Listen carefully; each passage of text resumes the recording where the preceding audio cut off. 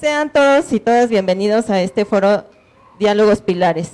Pilares es un subsistema de educación comunitaria donde el colectivo ejercemos nuestros derechos a la educación, cultura, deporte, economía, de forma gratuita de la Ciudad de México. Hola, muy buenas tardes a todos y todas que nos ven desde las redes sociales de Facebook Pilares Ciudad de México.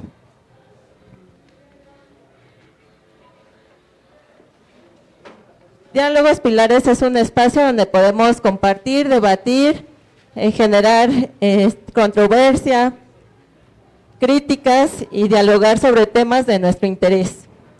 Nuestros seguidores en redes pueden hacer comentarios y preguntas que serán contestadas por nuestro ponente. Nos encontramos en el Centro Cultural y Social Portales Pilares Carlos Monsiváis, donde tenemos el honor de recibir al público muy animado.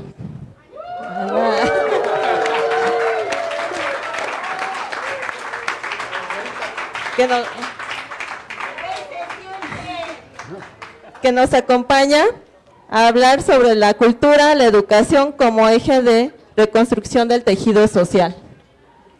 Recibamos con un fuerte aplauso al arquitecto Javier Hidalgo, nuestro coordinador general de los 300 pilares de la Ciudad de México. Y a nuestro ponente, Rafael Barajas, el Fisgón.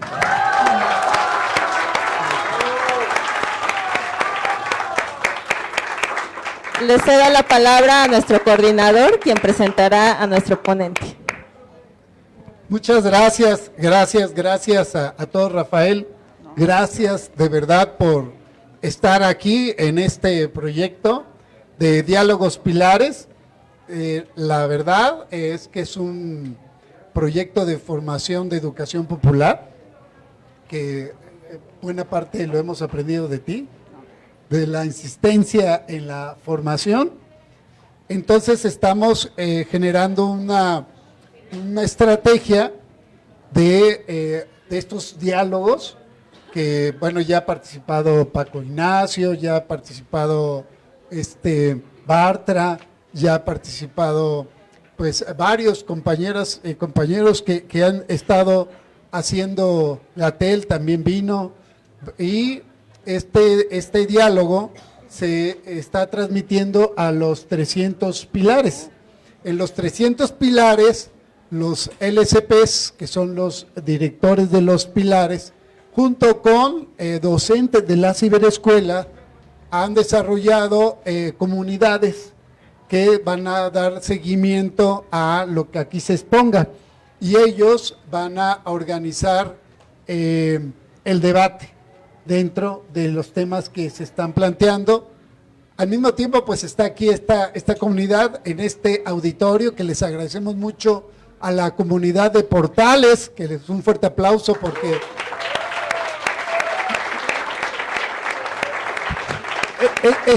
estamos, este no forma parte del Pilares Carlos Monsiváis, sino es realmente un auditorio que fue logrado por la comunidad de Pilares, de Portales, a partir de el programa de mejoramiento barrial.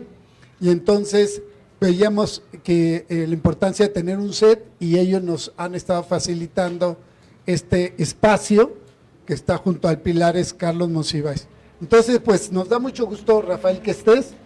Yo quiero ya presentar a nuestro ponente.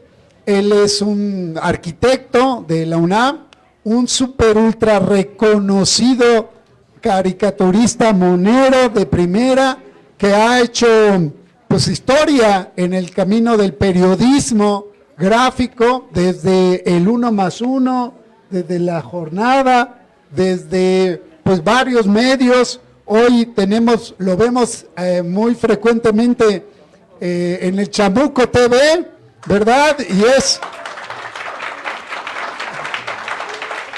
es un gran honor, es un gran privilegio que contar con tu presencia aquí en Diálogos Pilares, y pues démosle un fuerte aplauso entre todos, desde los Pilares también, que se sienta esa vibra de Pilares en toda la Ciudad de México de recibir al gran Rafael Barajas, el Fisgón. Muchas gracias. Al contrario, el honor es estar aquí con ustedes. Este es un proyecto que me parece importantísimo, me parece que es un proyecto crucial para la Ciudad de México. Me gusta además mucho que lo está encabezando Javier Hidalgo, a quien conozco desde el 85, imagínate, saliendo ahí de los escombros del terremoto, desde entonces lo conozco y pues desde entonces pues nos llevamos bien, somos cuates. Y de veras me da mucho gusto venir aquí además a hablar de la importancia de la educación y la cultura como eje de reconstrucción del tejido social, precisamente en un Pilares que se llama, en un espacio de Pilares cercano a Carlos Monsiváis, porque además Carlos Monsiváis no vivía lejos de aquí, ustedes lo saben, vivía aquí en la calle de San Simón. No sé ni qué acaba de pasar. Te quitaron el peluchito. Si hubiera sido un carterista y me hubiera robado la cartera, no me hubiera yo dado cuenta, pero no, creo que la compañera venía con buena intención.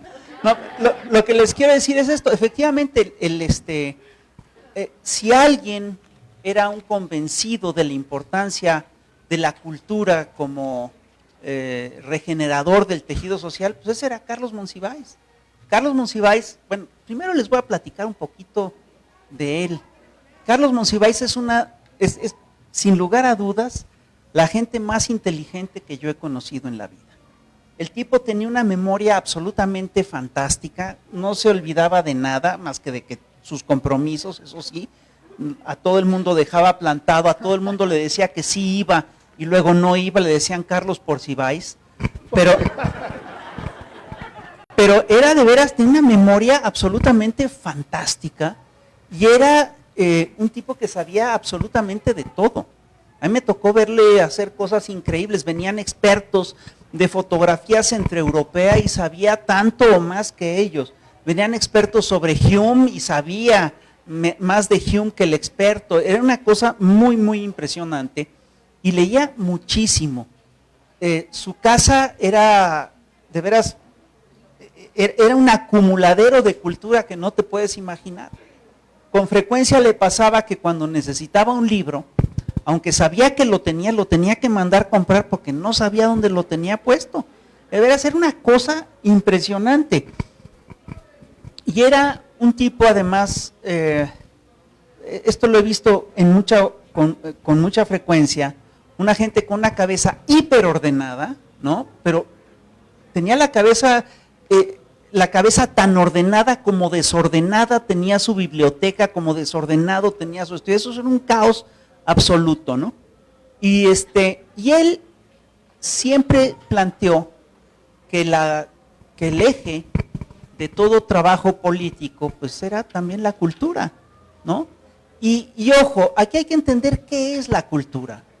La cultura no son las siete bellas artes, no es la literatura, el cine, el teatro, la música, la historia, no.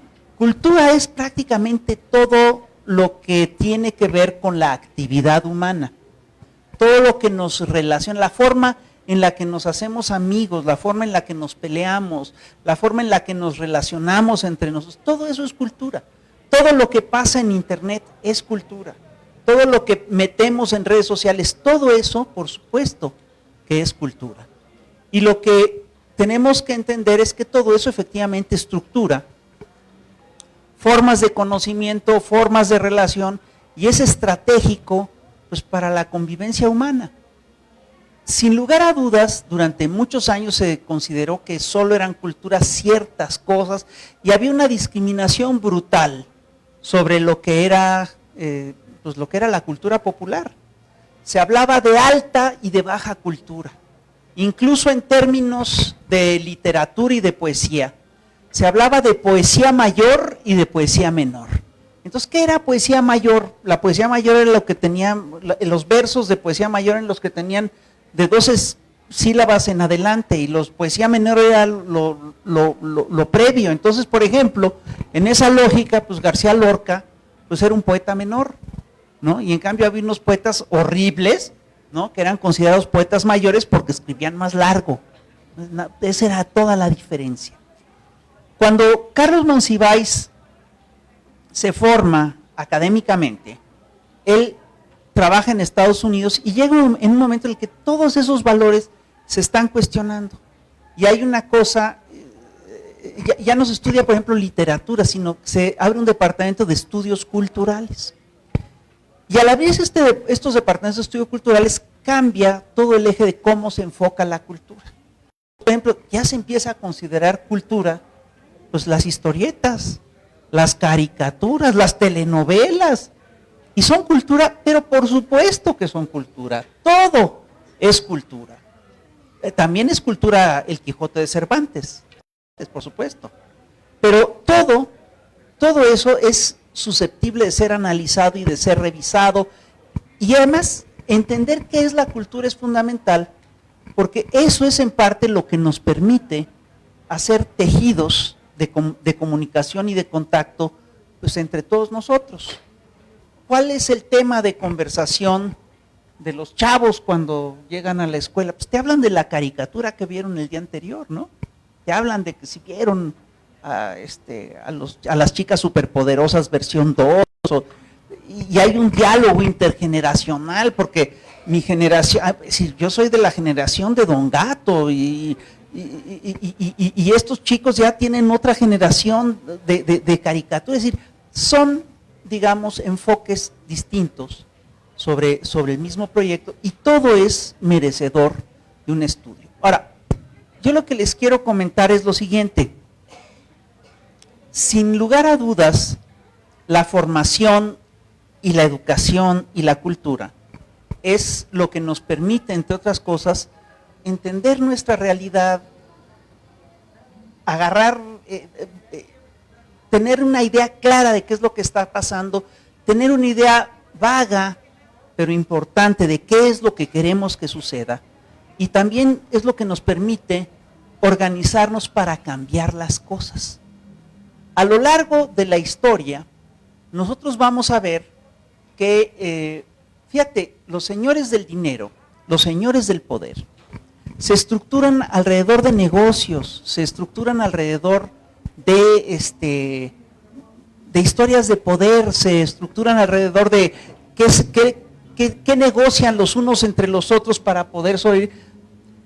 El pueblo, la gente, el común de la gente, en realidad se organiza alrededor de tejidos de confianza, se organiza alrededor de lazos de amistad, se organiza alrededor, pues, de cuestiones culturales. Entonces, si ustedes revisan la historia de las revoluciones mundiales, van a ver que para que se dé una transformación importante, y yo creo que nosotros estamos viviendo una en México en este momento, se necesita pasar por varias fases culturales importantes. Se necesita, entre otras cosas, que haya gente que pueda explicar lo que está pasando, que pueda decir, no, mira, a ver, es que además es chistoso, porque de hecho no empieza con eso, se necesita que haya gente que pueda percibir qué es lo que está pasando. Entonces, antes de que los teóricos socialistas del siglo XIX reflexionaran alrededor de la pobreza en Inglaterra y en Francia, ya había toda una serie de escritores que hacían novelas que te contaban lo mal que la pasaba la gente pobre en París, en Londres. Entonces, todo eso es cultura, Sí se necesita establecer todas esas percepciones y se necesita organizar, entre otras cosas, un relato. Se necesita además, después de que se establece ese relato, se necesita que alguien explique las condiciones, las causas que provocaron eso. Pues mira, es decir, ya leíste Los misterios de París de Eugenio Sue, donde viste que a la muchacha le va de la patada, ya leíste Los miserables, donde viste cómo se hacen grandes injusticias en esta tierra. Bueno, lo que sí es, bueno, ¿y por qué ocurren todas esas injusticias? Entonces hay que sentarse a explicar, decir, mira, pasa esto y esto también.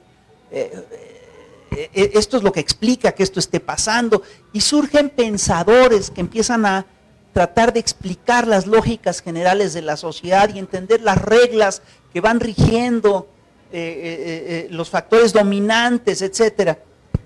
Ya que tienes eso, se necesita que haya una sociedad que haga suyas esas tesis, que haga suyo el descontento por un lado, pero que haga suyas también estas tesis. Mira, pues fulano dice que lo que pasa es que pues hay una clase que es la clase capitalista y que tienen estos manejos, y entonces ya se empieza a difundir. Y eso se necesita, entre otras cosas, que se convierta en un sentido común general. Se necesita que la gente lo entienda, se necesita que la gente lo divulgue, se necesita que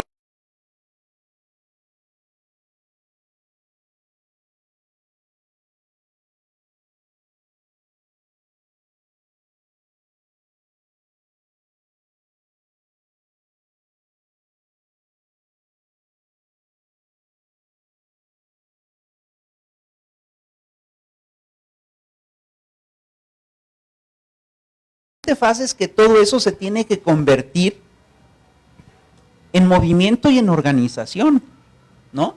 Y entonces la gente tiene que buscar las maneras de organizarse para, oye, no, mira, yo pienso que tal cosa, como fulano de tal hace tal cosa y nosotros no nos vamos a defender de esta manera y vamos a buscar trabajamos en fábricas, porque vamos a buscar hacer huelgas y todo eso forma parte de un proceso cultural muy sofisticado.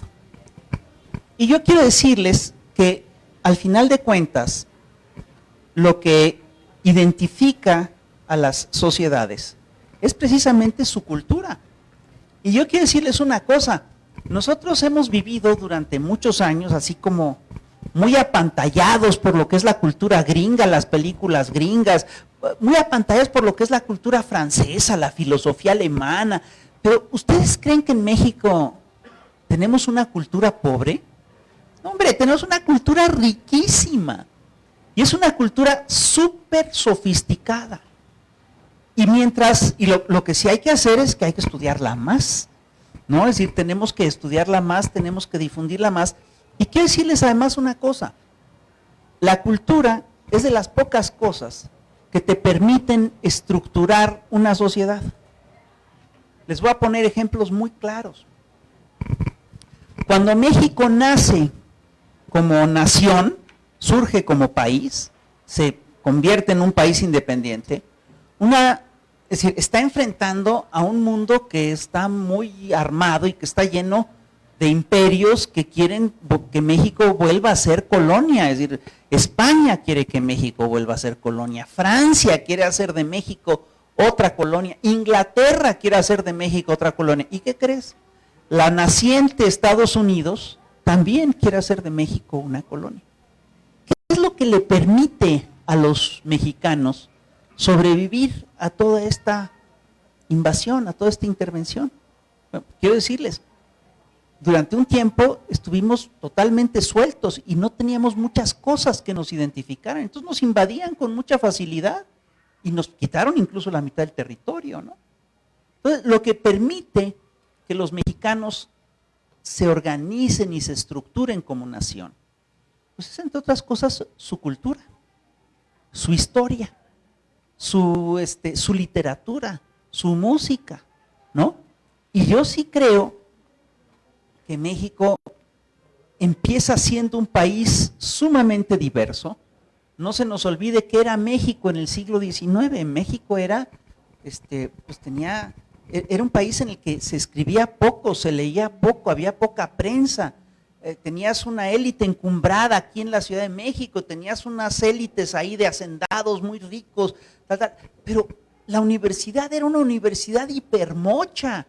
Era una universidad en la que sobre todo se estudiaba teología y también había una cosa ahí de minas, pero no había mucho más que revisar. No era una universidad el país no tenía una vida universitaria rica, no la tenía. El país tenía, además, no se entendía, no se conocía. Tanto los liberales como los conservadores tuvieron que dar una batalla cultural importantísima para establecer de qué país venían, cuál era el país que se estaba construyendo y cuál era el país que se quería construir. Y fíjense, el país todavía no tenía 10 años de vida, cuando ya Lorenzo de Zavala y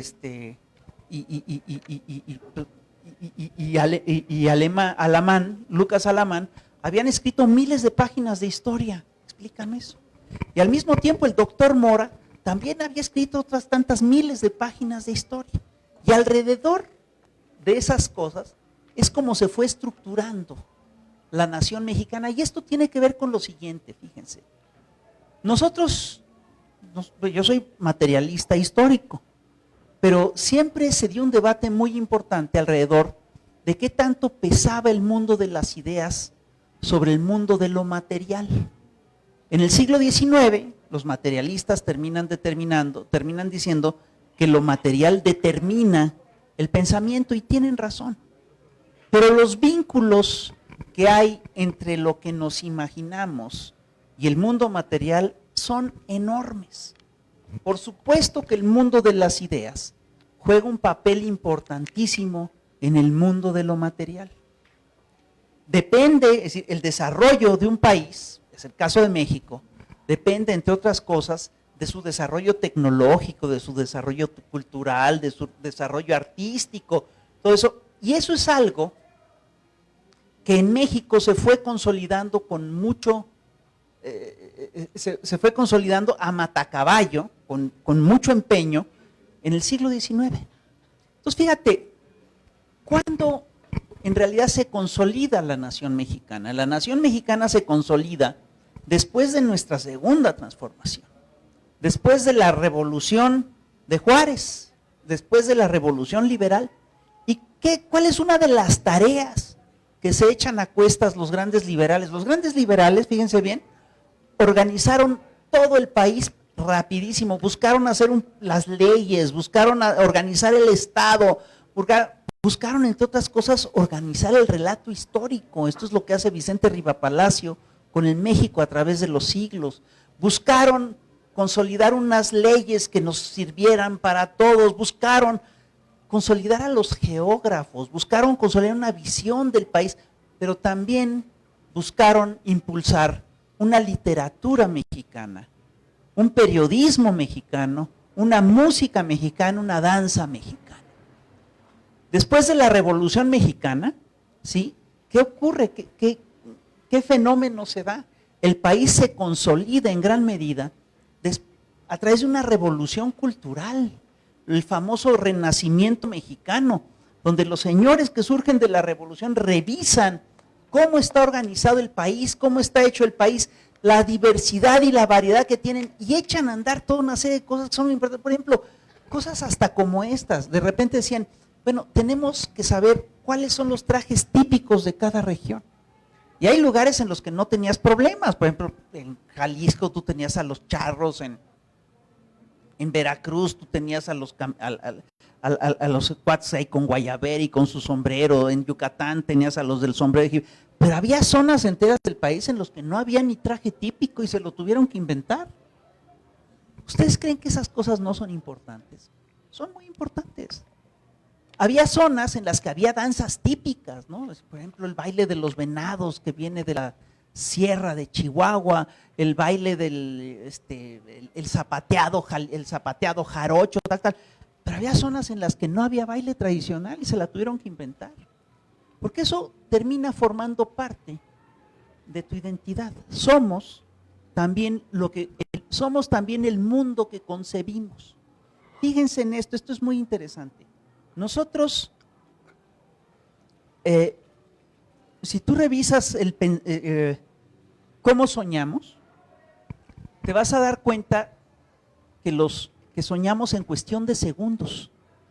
Y los sueños son en realidad descargas masivas de imágenes, ¿no?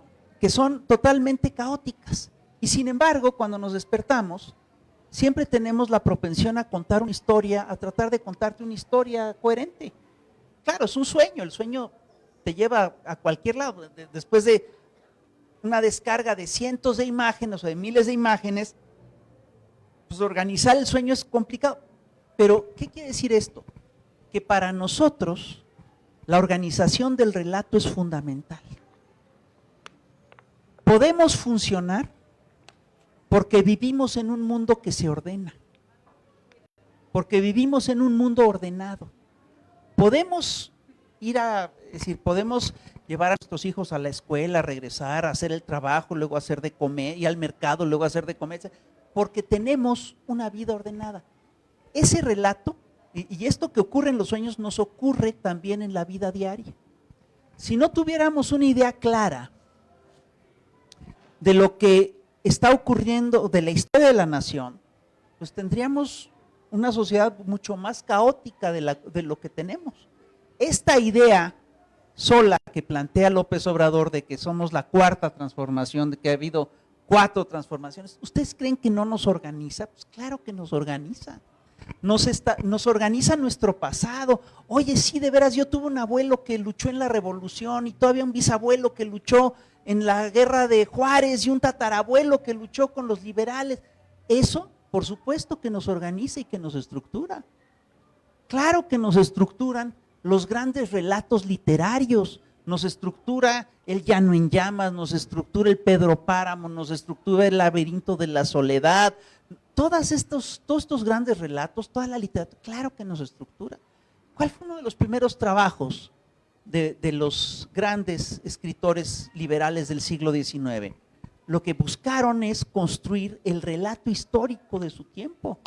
Prieto, que era el poeta del liberal del siglo XIX, lo que escribe es un romancero patriótico, donde va contando todas las hazañas que viven los mexicanos desde su nacimiento pues hasta el siglo XIX, hasta finales del XIX. Vicente Riva Palacio también hace toda una serie de novelas a partir de hechos históricos. Entonces, ¿qué quiero decirles con esto? Que pues el México a través de los siglos es lo que organiza todo el pensamiento histórico del XIX. Bueno, pues fíjense, ¿qué les quiero decir con todo esto? Ahorita hablamos de eso. El México a través de los siglos es una cosa súper interesante. Ahorita hablamos de eso. Pero lo que les quiero contar es esto. El relato colectivo, así como existen relatos de familia, existen relatos colectivos. Cuando tú conoces una persona, por ejemplo, una novia a la que quieres, que no sabes si te convence o no, le preguntas por su historia, ¿no? Igual si una muchacha conoce a un muchacho, le pregunta, oye, ¿de dónde vienen tus papás? Es decir, todos esos relatos forman parte de nuestra vida y son parte de nuestra vida. Y lo que ocurre en México es muy impresionante porque tenemos un relato colectivo, que es fantástico. Y es un relato de muchas voces, y es un relato muy complejo, ¿sí? Y ese relato, por supuesto, que estructura lo que es la nación mexicana. Y tiene grandes momentos en la literatura, tiene grandes momentos en el arte, y tiene incluso grandes momentos en la ciencia, tiene grandes aportaciones, en fin. Y todo eso, por supuesto, que es lo que conforma nuestro tejido social. Eso es lo que arma nuestro tejido social. ¿Qué tan importante es la cultura para las sociedades? Pues es todo, es de las pocas cosas que pueden reconstruir el tejido social. Cuando termina la Segunda Guerra Mundial, una de las cosas que le permiten a Europa, a Francia, a Alemania, a Inglaterra, reestructurarse es precisamente la cultura, ¿no? Y se hacen los grandes conciertos, se abren los debates, se abren las universidades, la gente discute por todas partes. Entonces, sí, la cultura es, primero, es de hecho lo que nos une como tejido social. Y les aseguro que tenemos mucha cultura en común, todos nosotros.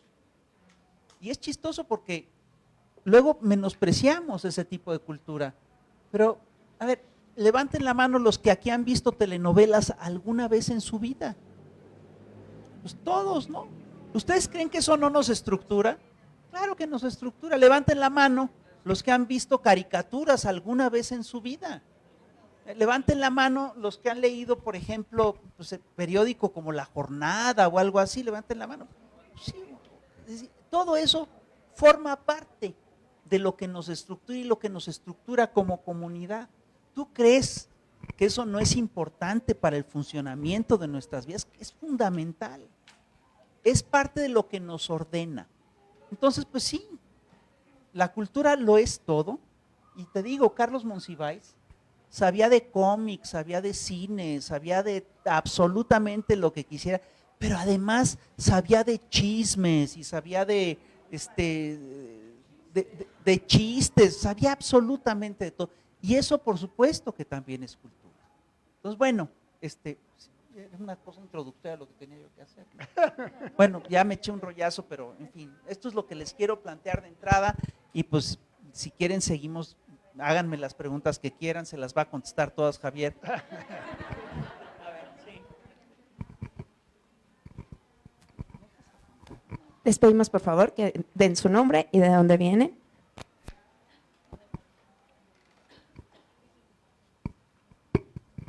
Mi nombre es Teresa, vengo del Pilares, Paquita Calvo Zapata, y estoy muy contenta de escuchar a El Fisgón y le quiero preguntar cómo es que concilia la política, la historia, asuntos tan serios con este toque tan particular que tiene del sentido del humor. Ok, pues te voy a contar eso. Mira, te lo cuento de manera muy fácil. El sentido del humor es parte de la vida, y es parte de la vida y es parte de lo que todos hacemos. Es más, yo te quiero decir que está ligado a todo, es que todo está conectado, absolutamente todo está conectado con todo. Y tú te vas a encontrar con que, sobre todo en las situaciones complejas, tú no puedes prescindir del sentido del humor. El sentido del humor forma parte de la vida. Te voy a plantear el tema del humor es un tema súper interesante. A mí me gusta, es un tema que a mí me gusta mucho y porque es parte de mi materia de trabajo. Y te voy a contar esto. Casi todos los grandes pensadores que han tocado el tema del humor coinciden en lo mismo, sacan las mismas conclusiones, aunque estén en siglos distintos y trabajen en escuelas distintas. Entonces, Aristóteles y Freud, cuando hablan del tema del humor, todos, Aristóteles, Freud y muchos más, llegan a la misma conclusión. Y te dicen una cosa muy curiosa: el humor es en realidad una reacción que tenemos nosotros es un mecanismo que tenemos los seres humanos que nos ayuda a sobrevivir una realidad angustiante. Es una cosa curiosa. Pero está chistoso porque te lo dicen Platón y te lo dice Bergson. Es una cosa, y están en siglos distintos y con enfoques distintos. Y hay una cosa que decía John Lennon que es muy cierta. Dice, la gente, hay quien también te dice que el humor es una instancia de melancolía. El humor está mezcladísimo con la melancolía. Las gentes más melancólicas son las que más sentido del humor tienen. Por ejemplo, el pueblo de México, John Lennon decía que los pueblos que más sufren son los que más sentido del humor tienen. Y tenía razón. No sé si ustedes recuerdan, los que hayan vivido esto, pero en el sismo de 85, es decir, todavía acababa, lo digo porque aquí está Javier, acababa de temblar, estábamos todavía con gente abajo de los escombros, estábamos sacando a la gente y ya estaban circulando los chistes. No sé si se acuerdan de eso. Había unos chistes de humor negro terribles, ¿no? Por ejemplo, ¿cómo juegan a las escondidillas los niños de Tlatelolco? 1, 2, 3 por mi primo que está abajo de esa columna. Perdón, pero tú dices, ¿había una actitud deshumanizadora en esos chistes? No.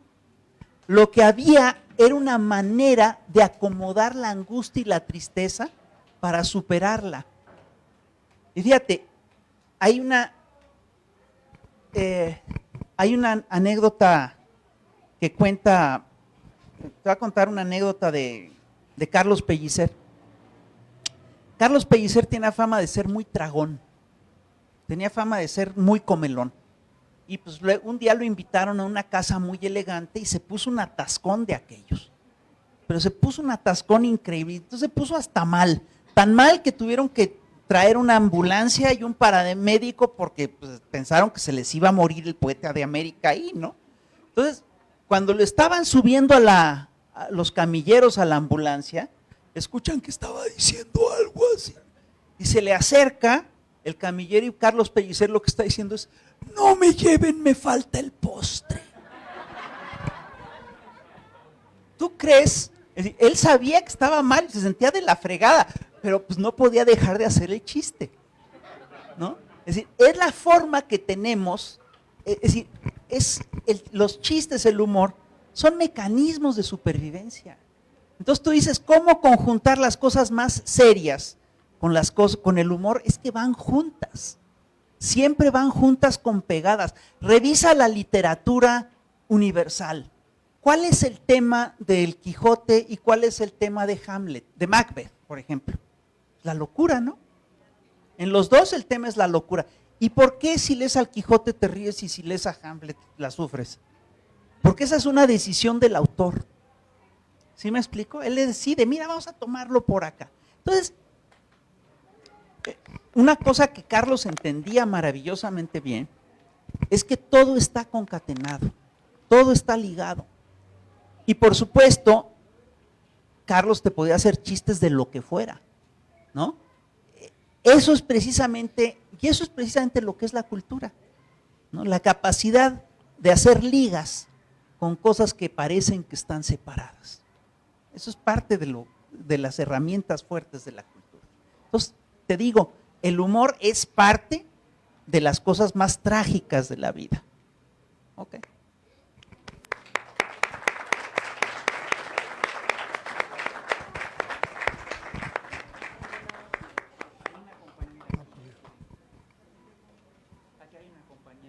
¿Alguna otra pregunta del foro? Sí, buenas tardes. Mi nombre es Ángeles Hinojosa. Vengo del grupo de participación ciudadana Narvarte Oriente. En primera, me siento muy feliz, me siento muy contenta. Estoy sensacional porque eso es un honor tener el privilegio de tener aquí al Fisgón y y ahora sí con pasión orgásmica. Estoy muy contenta, estoy muy feliz. Todos acompáñenme. Me siento sensacional. Estoy sensacional y soy sensacional. Mi pregunta es, Fisgón, ¿qué relación tiene la cultura con la conciencia de clase? Gracias. Muy bien, muy buena pregunta.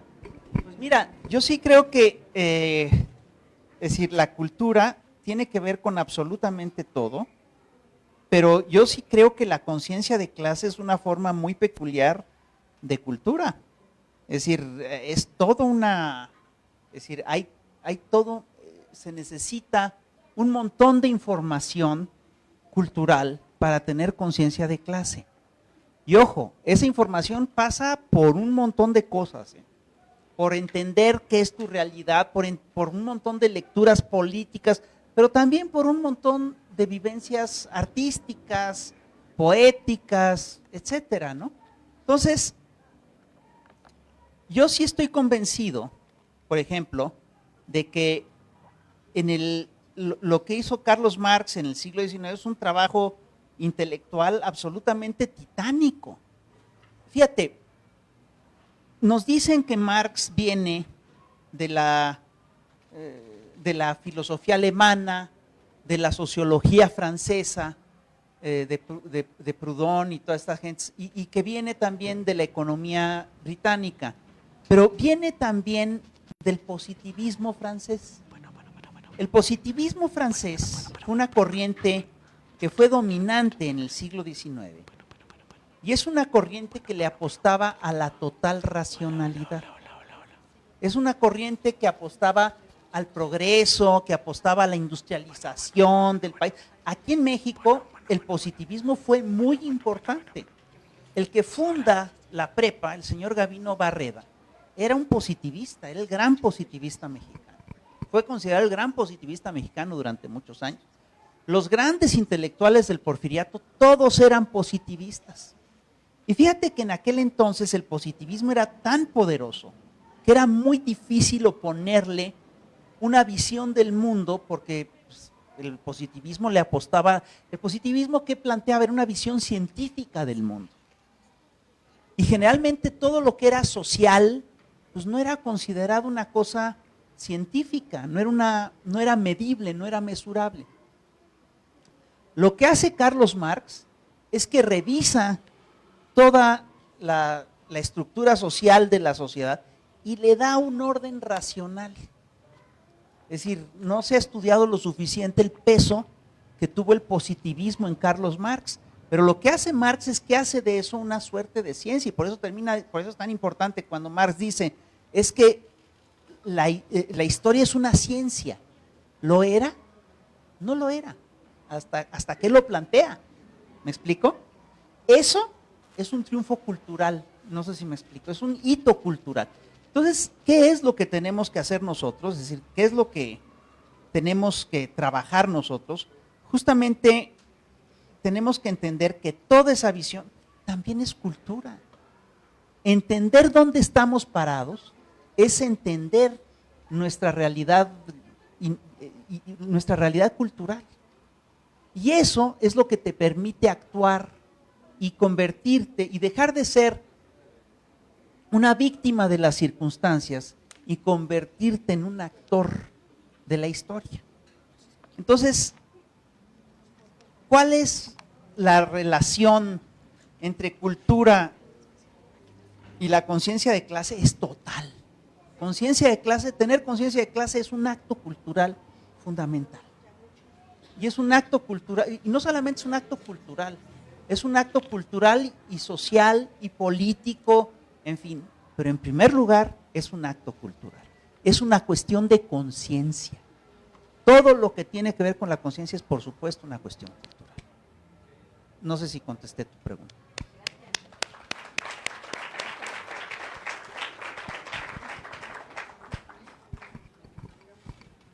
Tenemos algunas preguntas que nos hacen llegar del Facebook. Bueno, nos hacen llegar muchos saludos para usted, desde Pachuca Hidalgo también. Y Guillermo Méndez, la pregunta que hace es, ¿cómo ve la cultura en estos tiempos de los gobiernos de la 4T?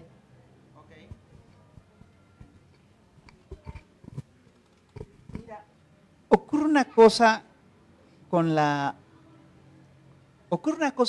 cultura y los procesos de transformación.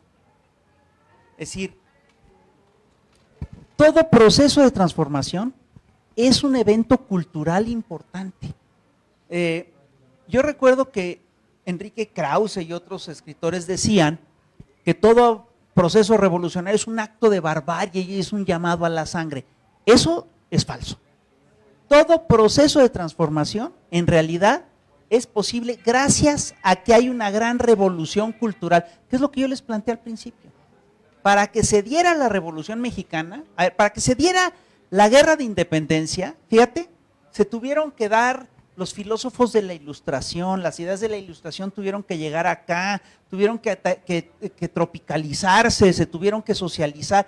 Implicó un avance importantísimo en el nivel cultural de la gente. La Revolución de Independencia norteamericana hubiera sido imposible sin esa revolución cultural que dio a figuras como Benjamin Franklin, como al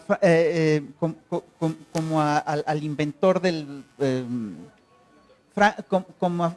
como Benjamin Franklin, como Thomas Paine, como George Washington. Son figuras, eso es una revolución cultural. La Revolución Francesa hubiera sido inconcebible sin Voltaire, sin Diderot, sin Rousseau, sin Marat, sin Danton, sin Robespierre. Ellos son los que hacen esta revolución. Sin que se socializaran las ideas, ahí hubo una transformación cultural. En México lo vemos también. Para que se diera la Guerra de Independencia, pues tuvo que haber un montón de debates en los círculos masónicos, hubo una revolución cultural. Para que se diera la revolución liberal, hubo un proceso cultural importantísimo. La gente debatía cosas importantes, textos que venían de Europa. Por ejemplo, el manifiesto del Partido Comunista se conocía en México ya en la década de 1860. Ya se discutían acá todas estas cosas. Eso es parte de una revolución cultural. Aquí en México, en los círculos masónicos se discutían las ideas de Saint-Simon, se discutían las ideas de Fourier. Para que se diera la Revolución Mexicana, tuvo que venir Plotino Rodacanati a difundir el pensamiento socialista. Se tuvo que fundar el Partido Liberal Mexicano, se tuvieron que fundar los círculos de estudios del Partido Liberal Mexicano. Aquí se debatían tesis que venían de Europa, tesis que venían de Estados Unidos, se discutían a los anarquistas. ¿Tú crees que eso no fue una revolución cultural? Claro que lo fue. Por ejemplo, también fue una revolución cultural la que se dio para que se diera la Revolución Soviética. ¿Qué leían los señores que echaban a andar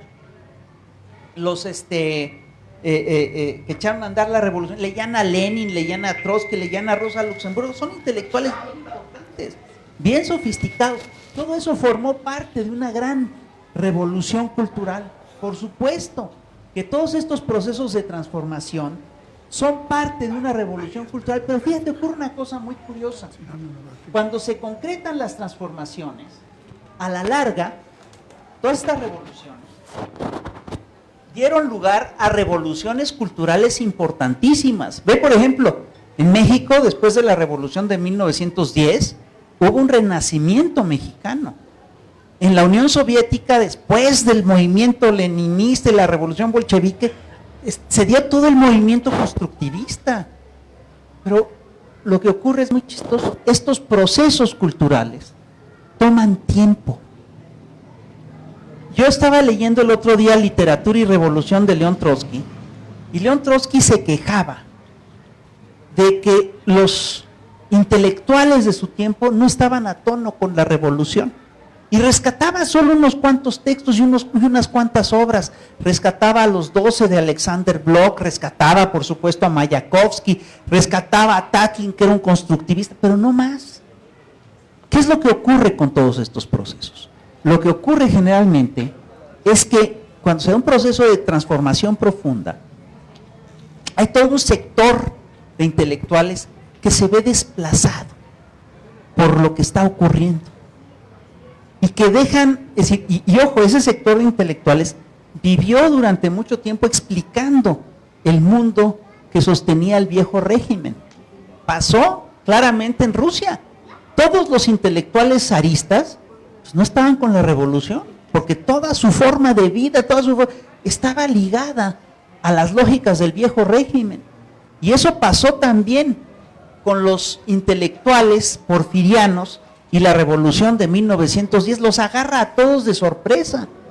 Cuando llega Huerta y dice vamos a sacar a Madero, es increíble cómo prácticamente la intelectualidad de la época respalda a Huerta. ¿Quién respalda a Huerta? Lo respalda Tablada, lo respalda todo ese sector de esta intelectualidad, que después se arrepienten, Un momentito lo respaldan. Nada más un momentito. Sí. A los pocos días mi abuela decía que Huerta era un asesino horrible. Sí, claro. O sea, lo respaldaron un momentito, pero se dieron cuenta inmediatamente que era un asesino, borracho, criminal, disolvió al Congreso. En unos cuantos días se dieron cuenta de el dictador peor que ha tenido México. Sin de duda. Todos los tiempos de la Nueva España, de México. No hay quien le gane a Huerta. Tiene el récord, el campeonato. Es el hombre. Eso puede ser discutible, pero fue un presidente. dictador horrible. No hay quien le gane. Ni Moctezuma, ni Cortés, ni Alvarado, ni todos los asesinos le ganan a Huerta. Mira, pero el caso eso es lo que vivió sí. mi abuela en persona y me lo dijo, y los que lo conocieron están de acuerdo. Sí. Pero el caso es que sí tuvieron el apoyo de los intelectuales en su momento. Sí, y eso es lo que hay que revisar. Se arrepienten, por supuesto, pero sí lo tienen en su momento. Entonces, lo que ocurre es que la construcción de esta nueva intelectualidad, de veras que toma tiempo. Y va a provocar y va a producir cosas muy importantes. Y yo estoy convencido de que hoy en día en México estamos viviendo un proceso de debate que es súper interesante y que nunca se había dado. Hace poquito, ustedes lo recordarán, convocamos a la ciudadanía a discutir sobre el proyecto de nación que ustedes querían. No sé si lo recuerdan. Y hubo 400 asambleas en toda la nación y todo el mundo discutía y planteaba cosas. Tú, padres, ¿ustedes creen que eso no es una transformación cultural? Claro que lo es. Y es una transformación cultural profunda.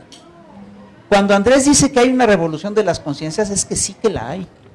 Y la revolución de las conciencias se da a muchísimos niveles. Bueno, pero perdón, yo creo que ya contesté la pregunta.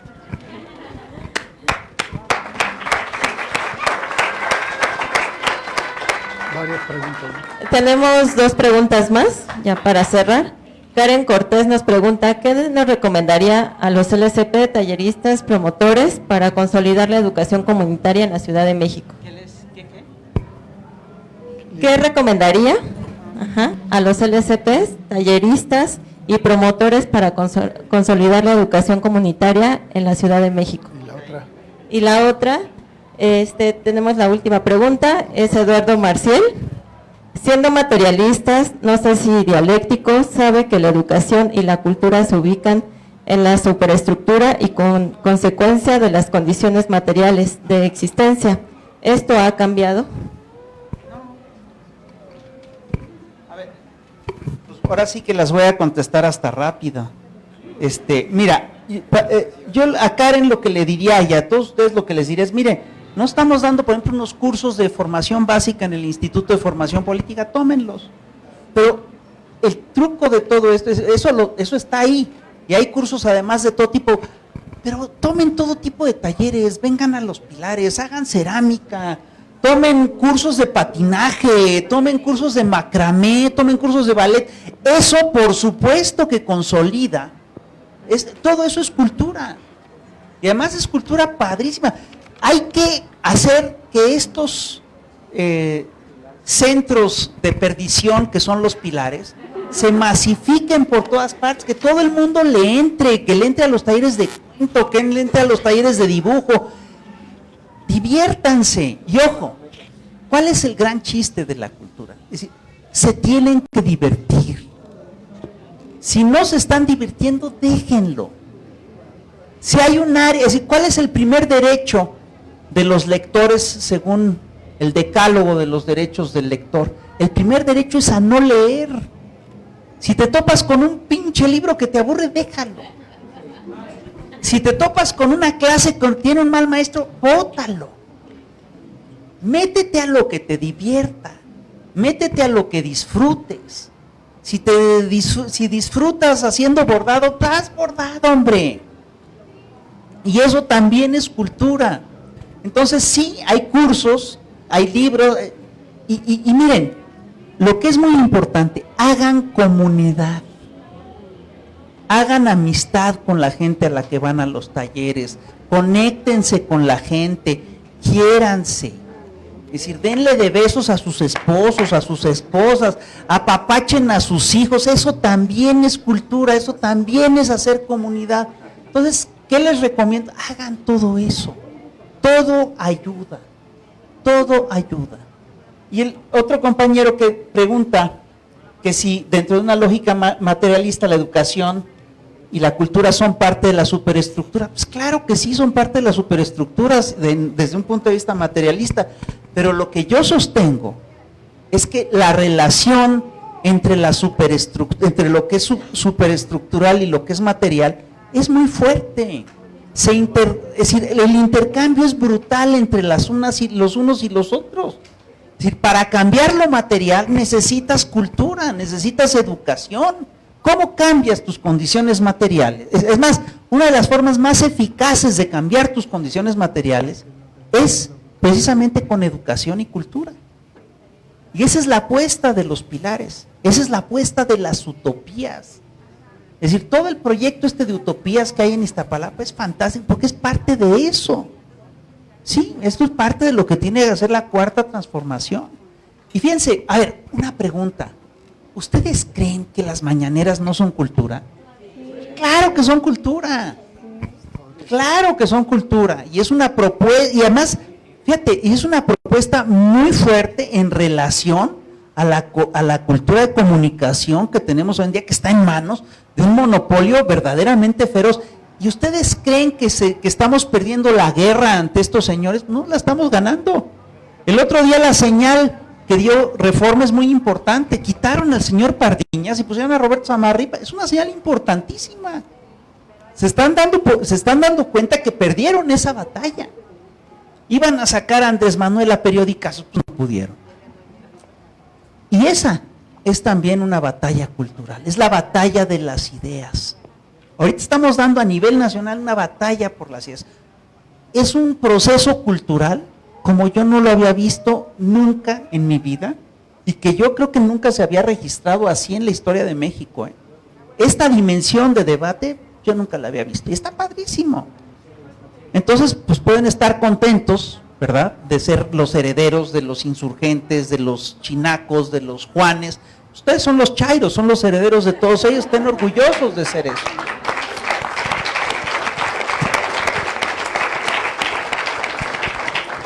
Tenemos una pregunta más. De este lado. 3 preguntas. De este lado. En Avenida Guadalupe 82. Hola. Pero está en línea también. Hola, me llamo Xochitl, vengo de aquí de Alberts, voy al Ponte Pilas, turismo, está muy bien, por portales. Lamentablemente y por suerte también soy ingeniera en sistemas y me llamo Xochitl. Pero bueno. Sí, así. Respondiéndole rápido a la compañera, creo que viviendo en esta alcaldía me he encontrado con mucha gente que está desclasada. Por eso tenemos el partido que tenemos, ¿no? Desclasados. La otra es, creo que todavía el país sigue sin conocerse. Tengo familia en Chihuahua que presumen de sus artistas como Sebastián y Carlos Montemayor y preguntan ¿dónde están los artistas y la gente famosa de Chiapas, de Oaxaca, de Veracruz? Y no se conocen. Y siguen pensando que en Veracruz la gente es floja, que le caen las papayas y la fruta sin trabajar, ¿no? En fin, mi pregunta es, como personas de izquierda y en esta transformación, ¿está aunado o no el feminismo? Porque creo que el cambio debe empezar en casa y me he topado con muchos hombres que son feministas afuera de la casa y adentro de la casa no lo son, y uno de ellos es, por ejemplo, mi suegro, que critica mucho a sus nueras porque no tienen limpia la casa ni a los niños como deben, pero te impulsan a que sigas tu profesión. Entonces eres la que tiene que ser la ingeniera, con maestría o doctorado, pero también tienes que hacerte cargo de toda tu casa, ¿no? Y él siendo un hombre de izquierda de hace 40 años. Gracias. Voy para allá.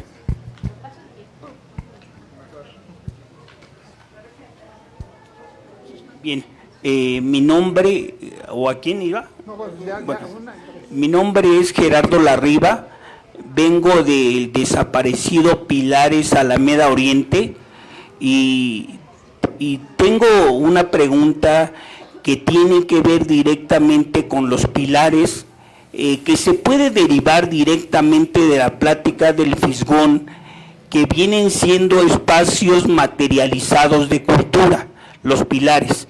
La pregunta directamente es, ¿cómo evaluaría o qué propuesta generaría usted para evaluar la calidad, en el buen sentido, el tema de calidad, para evaluar los pilares, para evaluar internamente los programas que ahí se instrumentan?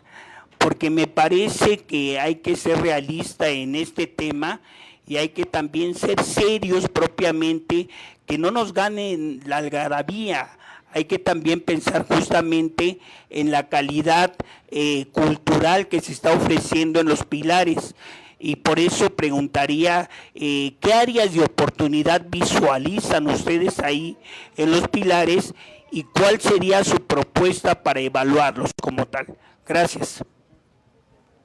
Una más. Hola, mi nombre es Juan Carlos, soy docente del Pilares Tlaloc y Disculpa mi ignorancia, Fisgón. Te escuché un poco y decías que hay unas fases culturales que hacen posible la transformación y dan sentido a la existencia. Hablabas de la percepción, que se materializa en un relato, después vienen las personas que explican las condiciones y las causas del momento que se está viviendo y después viene la organización. La pregunta va en este sentido. ¿Para ti qué sería educar y qué papel juega en la cultura? Pilares Tlaloc está en. Pilares Tlaloc. Ubicado en Agrícola Pantitlán, calle 5, ahí estamos, ¿no? Río Churubusco y calle 7. Vale. Adelante. Ok, ya son... ¿Falta una? Falta una.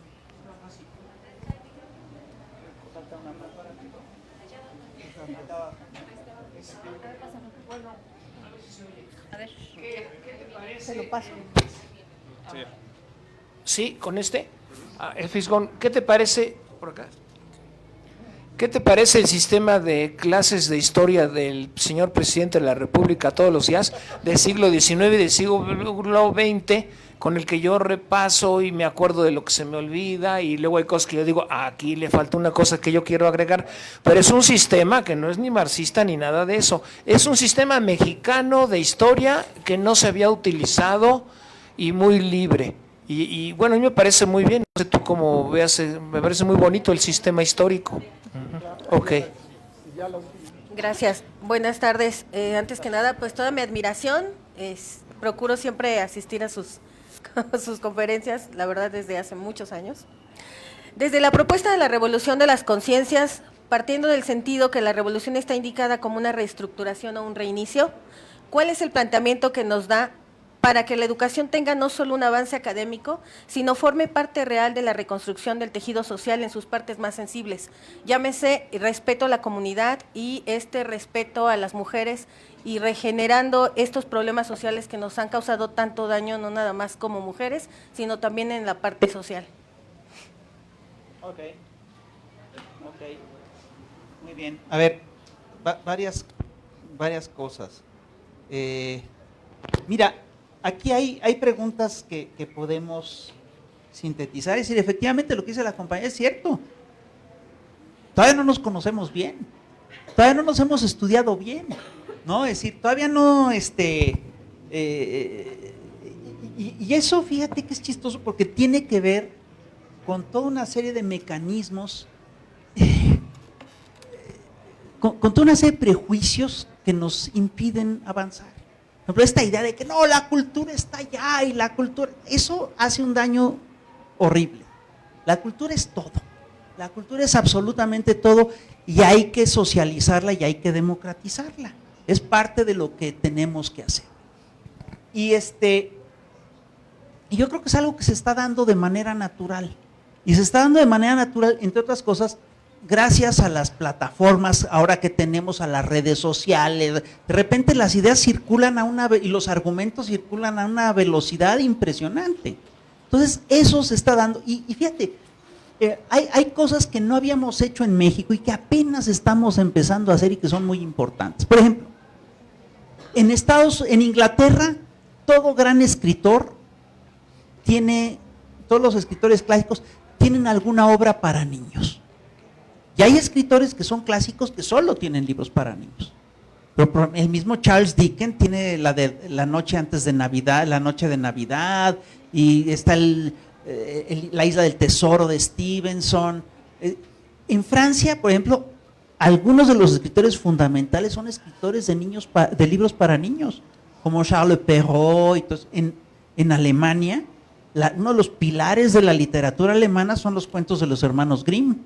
Bueno, y en México, dime qué libro para niños escribió Octavio Paz.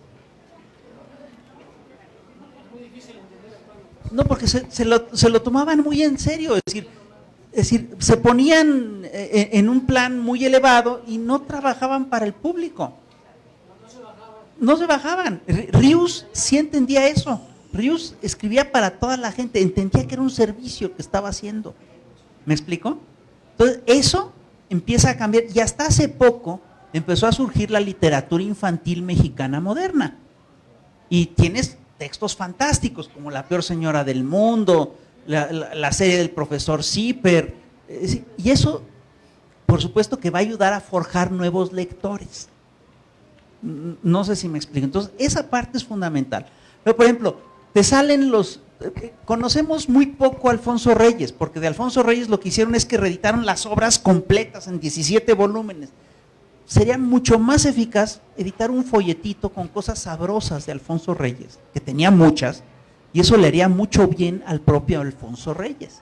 Y llevaría a la gente a que después viera sus obras completas si quiere. Pero lo primero que tienes que hacer es entender que lo primero que tienen que entender los escritores es que tienen que darle un servicio al público, tienen que conectarse con su gente, eso tiene que ser popular, ¿no?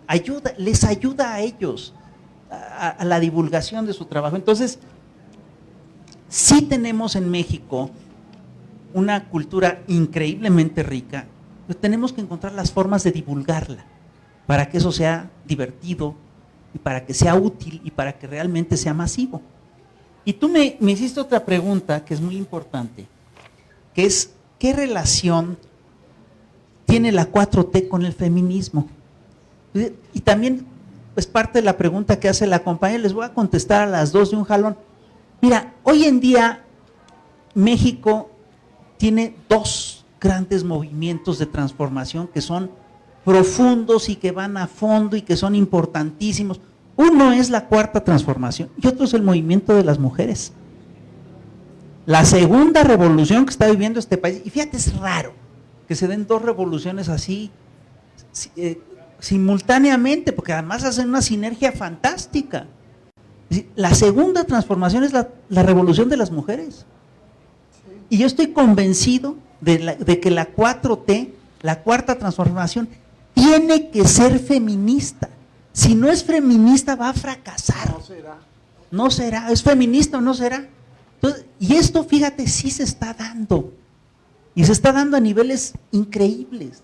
Por ejemplo, por primera vez tenemos un gabinete paritario. Por primera vez tenemos un congreso que es paritario. Eso no había pasado nunca. Y todo el mundo dice, no, eso no importa. ¿Cómo chingados no va a importar? A ver, yo les voy a hacer una pregunta muy sencilla. A ver, yo creo que la 4T ha tenido grandes funcionarios. Menciónenme 5, por favor. Claudia Sheinbaum, ¿quién más?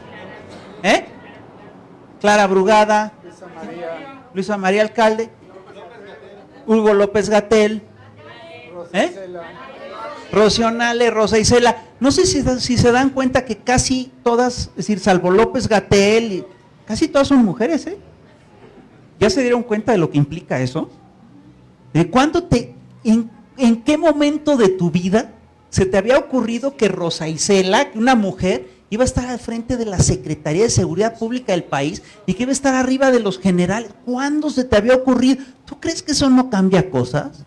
Eso es importantísimo. Y ve los efectos que ha tenido la revolución de las mujeres o cómo se han aliado la revolución de las mujeres y la 4T. Te voy a poner un ejemplo. Este es un país muy católico.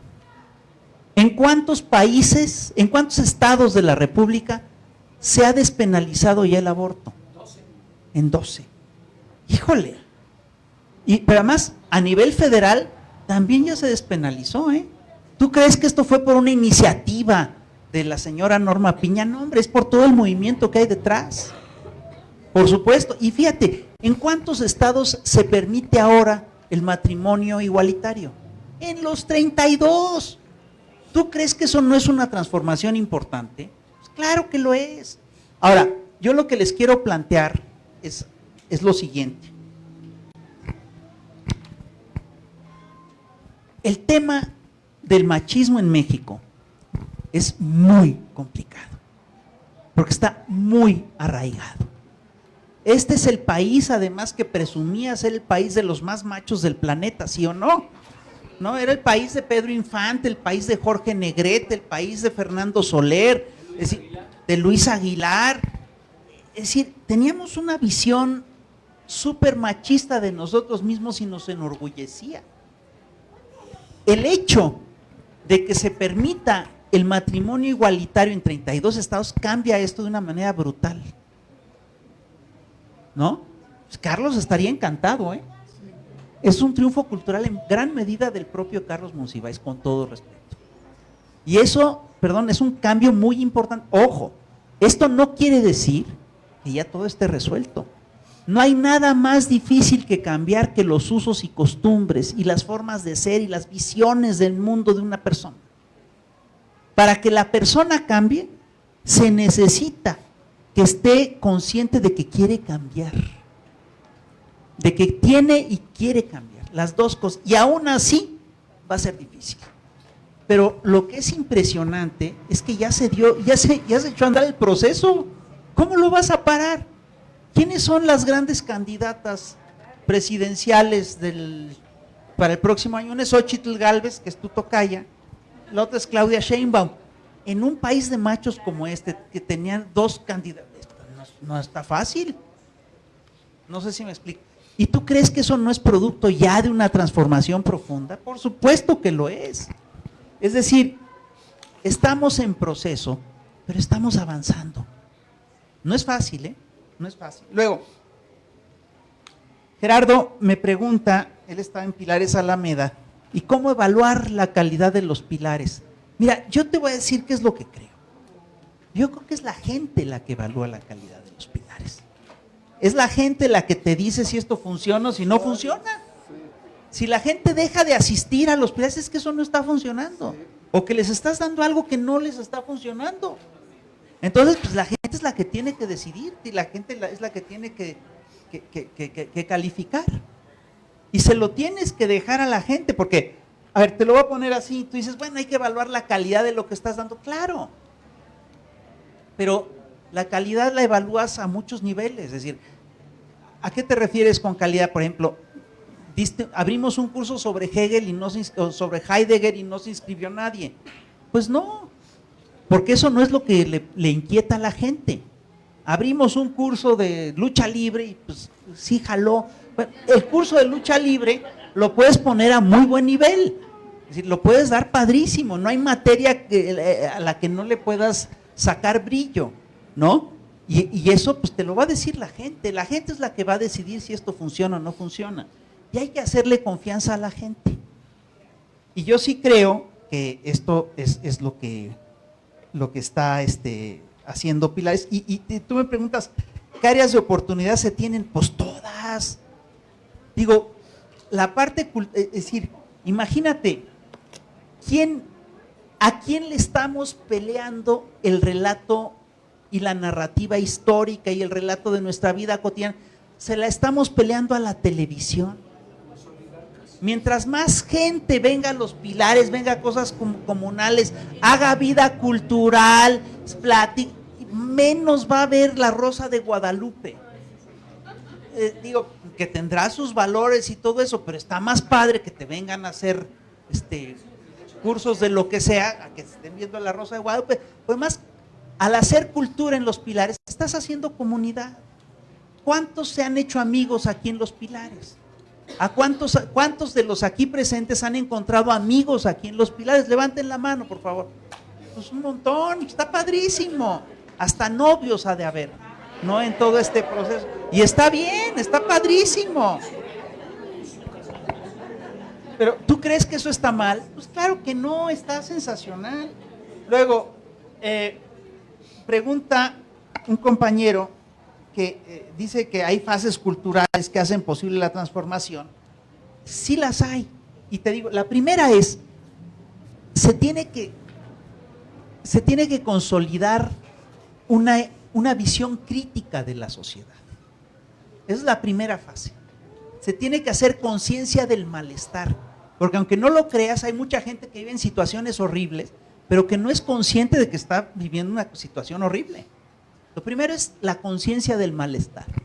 Segundo, se tiene que explicar la razón del malestar. Y eso implica teoría. Mira, tú estás mal porque no estás a gusto con esto, porque no tienes libertades, La tercera es que eso se tiene que socializar. Y la cuarta es que se tiene que organizar el descontento. Y la quinta, es que tiene que tener resultados políticos esa organización. Son fases muy claras y las ves hasta en las películas de Harry Potter, hombre. En las películas de Harry Potter ahí está claro, es decir, se tiene que entender por qué estás en contra del... Tienes que entender que ahí está el malvado de Voldemort. Es decir, son fases muy claras y en la Revolución Mexicana están muy claras. Y en la Revolución de Independencia están muy claras y en la Revolución Liberal están muy claras. Y todas son fases culturales y obedecen a momentos culturales específicos. A mí la fase que más me gusta es cuando se socializa la conciencia, cuando un montón de gente empieza a pensarle. Y ahí es cuando florece realmente la cultura. ¿Sí? ¿Sí me explico? Y luego me hiciste también una pregunta. ¿Qué es educar? ¿Y qué papel juega en la transformación la educación? Pues es que es dialéctico. Es decir, por supuesto, la cultura y la educación son fundamentales para el proceso de transformación. Es lo que te permite transformar el mundo material. Tú no transformas el mundo material más que a partir del mundo de las ideas. Y eso es lo que es fundamental. Luego, el compañero me pregunta que qué me parece el sistema de clases de historia de la mañanera, que no es un sistema marxista. No, pues claro que no es un sistema marxista. A ver, mira, te voy a decir, a mí me parece que lo que hace Andrés con las clases de historia en la mañana es fantástico, porque además te agarra un tema cotidiano y te remite a ejemplos históricos. Eso sí es marxista, ¿eh? Sí, claro. Pero eso sí es marxista, ¿eh? La referencia de la historia, eso es marxista. Ahora, te voy a decir una cosa. Aquí en México, sí es historicista. Aquí en México, la izquierda que hizo la Revolución Mexicana no era marxista. La izquierda, en contraste con lo que ocurría con la izquierda francesa, alemana, rusa, esas eran izquierdas marxistas. La izquierda mexicana que hizo la revolución de 1910 era una izquierda anarquista, pero era socialista también. Sí, claro. Por supuesto, eran liberales radicales que se transformaron en socialistas. Eso es lo que era, y lo ves claramente el proceso en una revista que se llama El Hijo del Ahuizote. El Hijo del Ahuizote empieza haciendo una publicación liberal radical y al final de sus años termina haciendo una publicación abiertamente socialista. Quien la echa a andar es Daniel Cabrera, que era un liberal radical, y Daniel Cabrera le entrega la estafeta a los hermanos Flores Magón de manera natural, porque los considera sus herederos. Entonces, fíjate, yo sí creo, la mayoría es un fenómeno global, porque lo que Andrés está haciendo es una cosa bien compleja. Fíjate, lo que ha tumbado a los últimos gobiernos progresistas de América Latina han sido los consorcios mediáticos, las guerras de medios. Esas son las que hicieron polvo a Cristina Kirchner, a Lula, a Dilma, a Rafael Correa. También. Pero fíjate que los jueces, la guerra judicial, siempre se apoya en la guerra mediática. Si no tienen el soporte del consenso de la población, la echan para atrás. Lo vimos aquí claramente con el desafuero. En el desafuero y en la guerra judicial estaba todo lo que daba. Iba impecable. Fox se echa para atrás porque se da cuenta que pierde el relato. Entonces, han sido guerras de relatos, si tú te fijas, las guerras más importantes. Y lo que ha hecho Andrés para enfrentar a estos consorcios mediáticos que en México son particularmente poderosos, porque no solamente es Televisa, es TV Azteca, es Reforma, es Universal, es un aparato mediático muy poderoso. Lo que ha hecho es una cosa, ha hecho varias cosas. Primero, les quitó el dinero, les quitó el presupuesto, y eso los puso en un aprieto brutal. Y entonces los hizo así chiquititos. Pero luego, la segunda cosa que hizo, que es muy importante, la fuerza de estos señores era que tenían la agenda, te decían qué se discutía al día siguiente. Y Andrés a las 7 de la mañana ya les está quitando la agenda y está dictando la suya. Entonces le quitó los medios y les quitó la agenda. La última cosa que está haciendo, que es muy fuerte, es que los está exhibiendo. Les está quitando el prestigio que les quedaba. Les está diciendo, a ver, espérate, tú estás mintiendo, ¿no? Tú estás diciendo esto y esto es falso. Hasta Reforma tuvo que echarse para atrás, pero a mí me parece genial. Si esto además si esto además se complementa con clases de historia, pues está todo dar, ¿no? Y claro que es importante dar esas clases de historia, porque eso es lo que te explica lo que está. ¿Saben por qué es tan importante la historia? El compañero lo entiende perfecto. Fíjate, si tú entiendes tu historia, entiendes tu presente. Quien entiende su pasado es capaz de entender su presente y por lo tanto es capaz de proyectarse al futuro. Y eso que te pasa a nivel personal, también pasa a nivel de narrativas. Un proyecto y un partido político, un proyecto político que entiende su historia, es capaz de proyectarlo al futuro. Por eso es tan importante ese relato tan simple de la cuarta transformación. Hemos tenido 4 transformaciones, esta es una de ellas, claro que sí. Contra eso no puede Krause. Krause ya fue, ¿verdad? Sí, ya no puede, se ve anticuado. Así es. Bueno, pues yo creo que ya contesté las preguntas, perdón por tanto rollo. Muchas gracias. Un aplauso, por favor.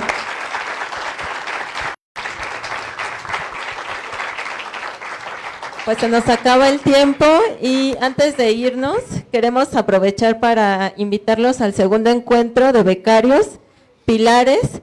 Este 21 de octubre participen en alguna de las 6 sedes y el registro va a estar en Facebook. Pilares, por favor.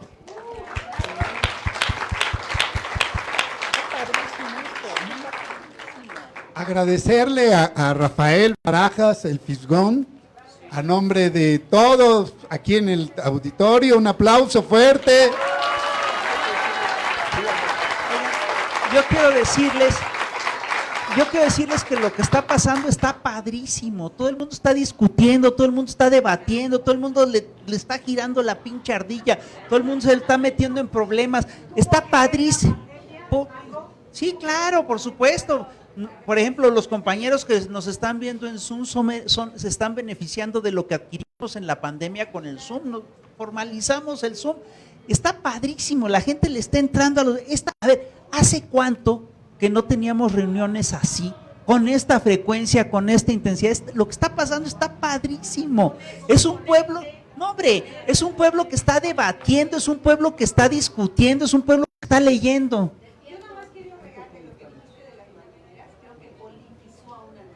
Claro. Cogemos de un lado o del otro, pero creo que ya todos tenemos opinión, buena o mala. Sí, claro. No, pero además, fíjate, da argumentos. Y te sirve de... Mira, veamos el caso, lo que estamos viviendo ahora, del conflicto de Israel con Palestina. Es increíble porque el relato en todo el planeta es único. Es decir, lo único que dicen, qué barbaridad lo de Hamas, qué cosa tan terrible. Israel hizo pues, lo que tenía que contestar. Espérate, la postura de Andrés es una postura muy simple. Es decir, lo de Hamas es horrible, por supuesto, pero lo que está haciendo Israel tampoco es justificable. Es un acto... Claro. Está padrísimo. A ver, ¿cuándo se habían sentido orgullosos de su país ustedes? Ah, bueno. Después de 68 el ejército quedó muy mal. Sí, claro. Pero ha cambiado, ¿no? No, pues qué diferencia, ¿cuándo iba a ir a levantar? Está padrísimo, ¿eh? Sí, claro.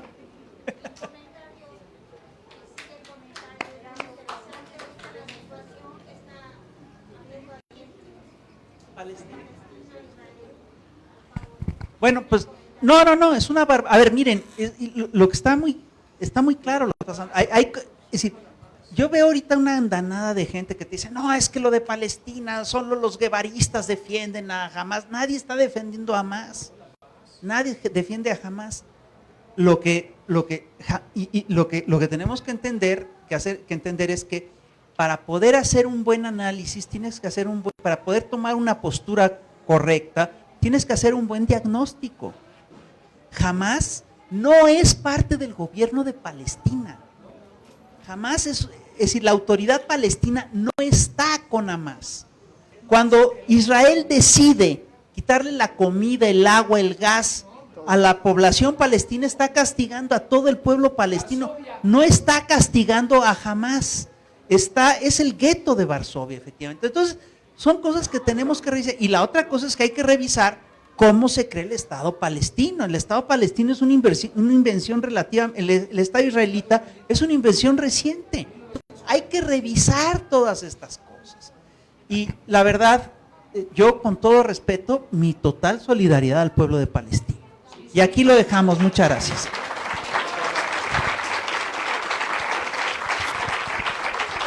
Un agradecimiento al FISGON, a nuestro coordinador general y a toda la comunidad Pilares que nos sintonizaron desde Facebook Pilares.